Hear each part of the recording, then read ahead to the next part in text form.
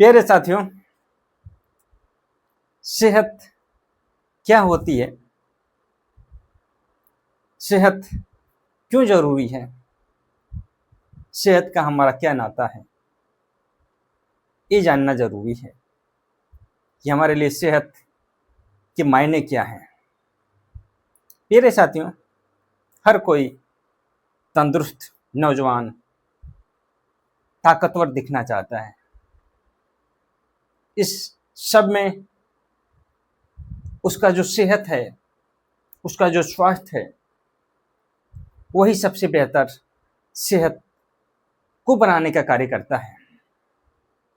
प्यारे साथियों, हमारा सेहत कैसे सही रहे, किस प्रकार से हम अपने सेहत को बेहतर बनाएं, इसके लिए सेहत को नुकसान करने वाले जो दुश्मन हैं उसको पहले जानते हैं कि जो हमारे सेहत है उसको नुकसान करने वाले क्या क्या दुश्मन हैं। साथियों, हमारे सेहत को नुकसान करने वाले कुछ दुश्मन हमारे आसपास चारों तरफ फैले हुए हैं।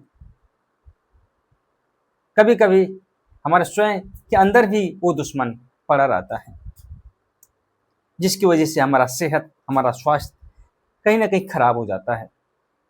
प्यारे साथियों, अगर हमारे अंदर की बात किया जाए तो कुछ हमारी जो जीवन शैली है, हमारा कुछ आहार है, हमारे अंदर का कुछ आलस है, हमारे अंदर की कुछ कमियां हैं, जिसकी वजह से हमारा सेहत कहीं ना कहीं खराब रहता है। अगर वायु रूप में बात किया जाए तो फिर कुछ ऐसे पैथोजेंस, ऐसे रोग हैं जो शरीर के अंदर प्रवेश कर जाते हैं। ऐसे कुछ विकृतियां हैं जो शरीर के अंदर आ जाती हैं, जिसकी वजह से हमारा सेहत कमजोर हो जाता है, हम अस्वस्थ रहने लगते हैं और हमारा शरीर कहीं ना कहीं कमजोर, बीमार दिखना चालू कर देता है। प्यारे साथियों, हम लोग जानेंगे कि हम लोग के अंदर जो सेहत रूपी जो खजाना है वो कैसे अच्छे से मजबूत रहे, हम लोग कम बीमार हों और हमारे अंदर जो खजाना है स्वास्थ्य का वो अच्छे तरीके से हमें एक नई दिशा में एनर्जी पैदा करता रहे। हम चर्चा किए कि हमारे सेहत के दुश्मन हैं, जो हमारे सेहत को नुकसान पहुंचाने वाले तत्व हैं।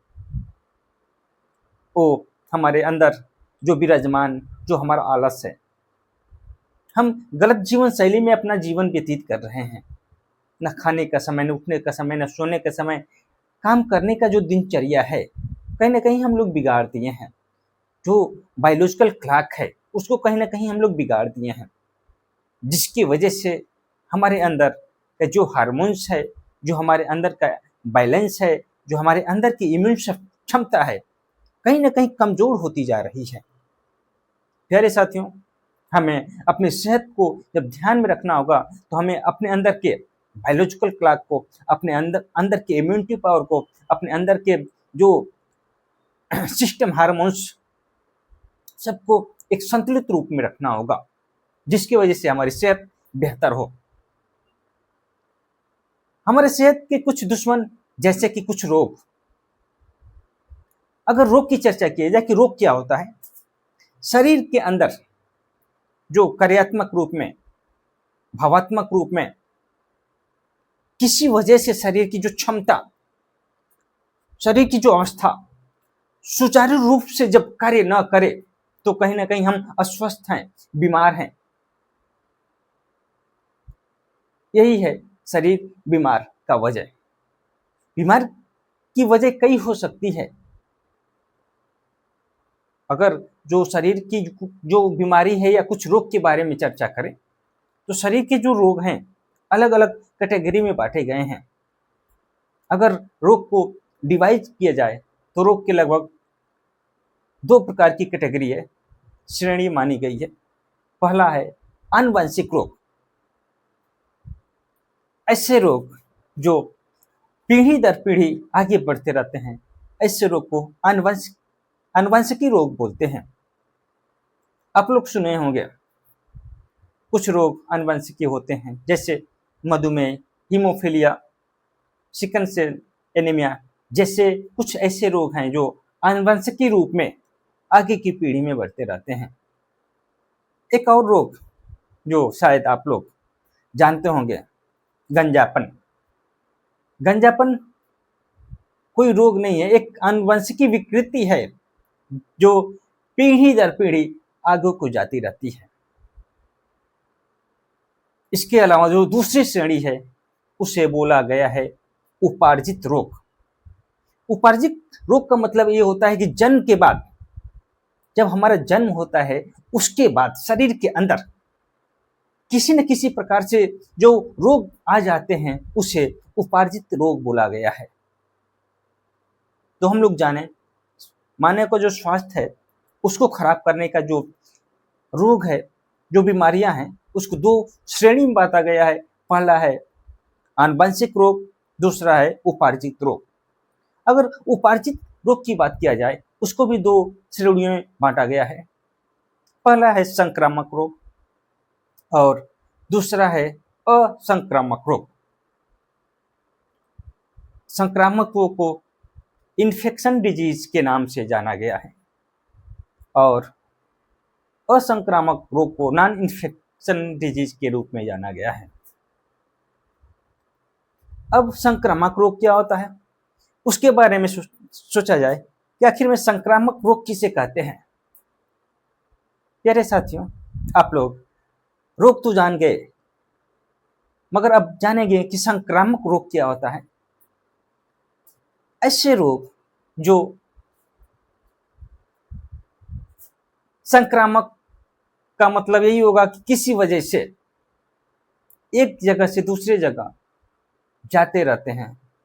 वो किसी थूक के माध्यम से, हवा के माध्यम से, वायुमंडल में किसी प्रदूषण की वजह से, किसी वजह से जब एक व्यक्ति से दूसरे व्यक्ति में कुछ रोग ट्रांसफर होते रहते हैं, ऐसे रोग को संक्रामक रोग की श्रेणी में बांटा गया है। अगर इसकी बात किया जाए, उदाहरण के रूप में अगर लिया जाए तो कई संक्रामक बीमारियां हैं जो हम लोग के बीच में कोरोना काल आया था, जो वायरस वाला रोग था, एक संक्रामक रोग था जो छुआछूत के माध्यम से एक जगह से दूसरी जगह जाता है। जो टीबी का रोग है, ट्यूबरकुलोसिस जिसे बोलते हैं, ये संक्रामक की श्रेणी में आता है। मलेरिया का रोग, मलेरिया परजीवी मच्छर जो एक जगह से दूसरे जगह मच्छर के काटने से फैलता है, ऐसे रोग को संक्रामक रोग की श्रेणी में बांटा गया है। इसके अलावा जुकाम, सिफिलिस जैसे जो रोग होते हैं वो संक्रामक रोग की श्रेणी में आते हैं। प्यारे साथियों, संक्रामक रोग जान गए, अब जानेंगे असंक्रामक रोग। ऐसे रोग जो शरीर में किसी संक्रमण की वजह से न फैल के इसकी एक अलग एक जगह से दूसरे जगह नहीं होते हैं, ये इंडिविजुअल एक ही जगह रहते हैं। अगर किसी को हार्ट रोग हो गया तो शायद हार्ट रोग किसी को खाने छूने या किसी वजह से नहीं फैलेंगे। किसी को कैंसर है, किसी को एलर्जी है, किसी को गैस बन रही है, ये असंक्रामक की श्रेणी में आते हैं। प्यारे साथियों, जो असंक्रामक है उसको भी कई रूप में बांटा जा सकता है, जैसे कि मानसिक रोग। मानसिक रोग असंक्रामक की श्रेणी में आता है। डिजेनरेटिव डिजीज, डिजेनरेटिव डिजीज का मतलब होता है कुछ ऐसे रोग जो शरीर में स्थापित होते हैं, जैसे कि हार्ट रोग, फेफड़े का रोग। ये सब जो रोग होते हैं इसको डिजेनरेटिव डिजीज के श्रेणी में बांटा गया है।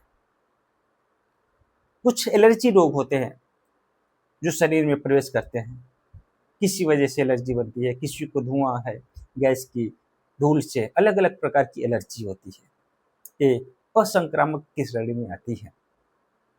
कुछ रोग किसी विटामिन या कुपोषण की वजह से शरीर में आते हैं।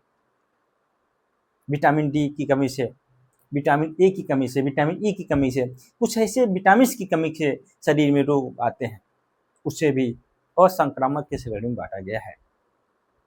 इसके अलावा कुछ ऐसे प्रदूषण जो फैक्ट्रियां हैं उसके धुएं से, कुछ अलग अलग प्रकार से गैसें हैं, उसकी वजह से शरीर में जो रोग आते हैं उसे असंक्रामक की श्रेणी में बांटा गया है। प्यारे साथियों, हमारे शरीर, हमारे सेहत को सबसे ज्यादा जो नुकसान करता है, ये कहीं ना कहीं हमारे आसपास के जो रोग होते हैं वो शरीर में किसी वजह से प्रवेश कर जाते हैं और हमारे शरीर की जो फंक्शन है, जो गति है, जो सोच है, जो विचार है, उसको कहीं ना कहीं प्रभावित करते रहते हैं, जिसकी वजह से हमारा सेहत कहीं ना कहीं खराब हो जाता है। तो प्यारे साथियों, हम जब बीमारी को जानेंगे तभी हम उस बीमारी को दूर करने का प्रयास करेंगे। तो प्यारे साथियों, आज हम लोग जाने कि हम लोग के शरीर के अंदर जो बीमारियां हैं वो कैसी होती हैं, कितने प्रकार की होती हैं। अब इसके अगले वीडियो में बनाएंगे बीमारियों और उसका इलाज। प्यारे साथियों, आप लोग स्वस्थ रहें, मस्त रहें और अपनी सेहत पे ध्यान रखें, अच्छे से भोजन करें, अच्छे से नींद लें और कसरत